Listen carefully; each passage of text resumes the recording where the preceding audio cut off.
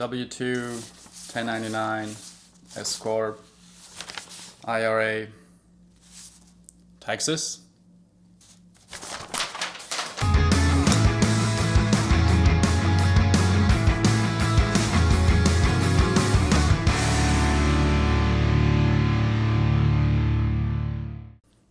Welcome back to yet another video. My name is Martin Zeman, and today I want to talk about my least favorite subject, and that's taxes and retirement accounts. But if you stick around for a minute, you'll understand why.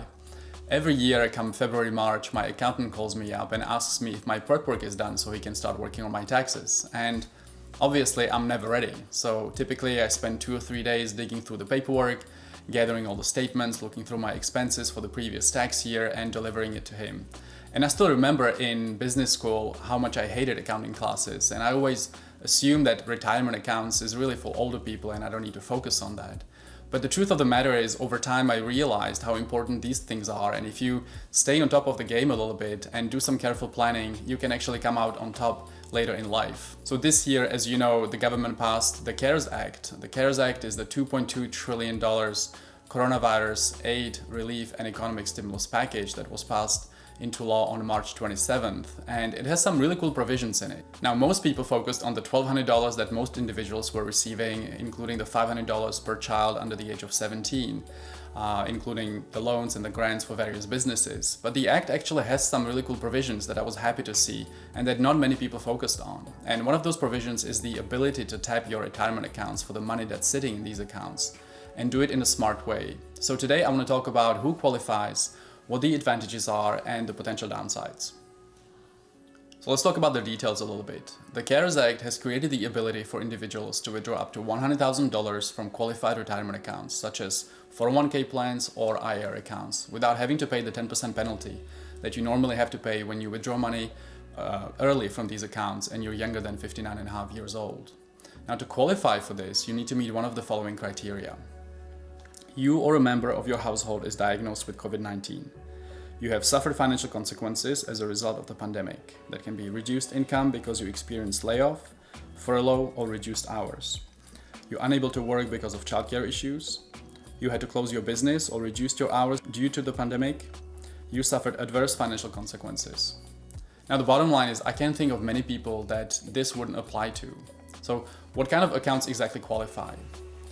Individual retirement accounts, qualified pension, profit sharing, stock bonus plans, 401k plans, qualified 403A annuity plans, 403B annuity contracts and custodial accounts, and government section 457 deferred compensation plans.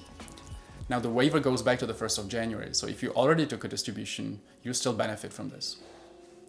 So you might be asking, what's the catch and is this a good idea? So first of all, if you are withdrawing money from your retirement account this year, you are likely saving the 10% penalty that you used to have to pay, but you still owe the taxes. Now, the good thing is you have 3 years from the moment you withdraw the money to recontribute some of it or all of it back into the account.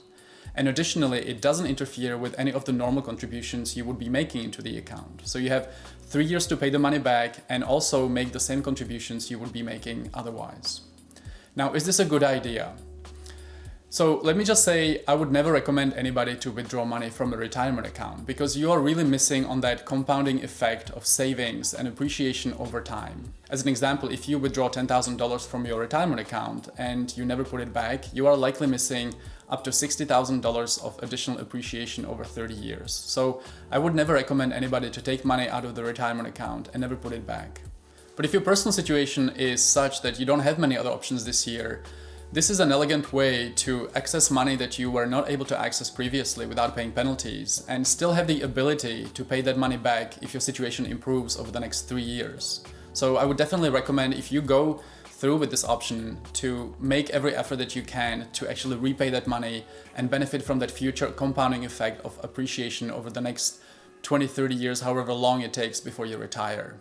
Now, there's other options that you could also use, and that's, for example, withdrawing money from your Roth IRA account, which is already taxed, or accessing your life insurance, which has a cash value. So you could just use that value and ask your insurance company to just send you a check for whatever value it is. So one last point I want to talk about is a little bit of an arbitrage between your IRA account and your Roth IRA account. The money that grows in your IRA account, you will have to pay taxes on it at some point in the future. But the money that grows in your Roth IRA account grows there tax-free.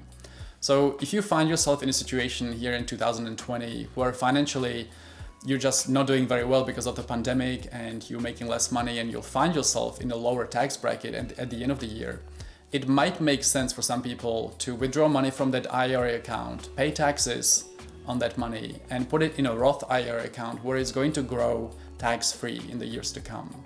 So a little bit of an arbitrage that might make sense for some people, that some people might find useful, and just think about long-term planning from a situation where in 2020 clearly there's a lot of people that financially are just suffering. So thanks for listening. I hope you found this useful. I hope that some of you might be able to use some of those tricks and long-term planning strategies for your retirement accounts as it relates to taxes. And I'll see you in the next video.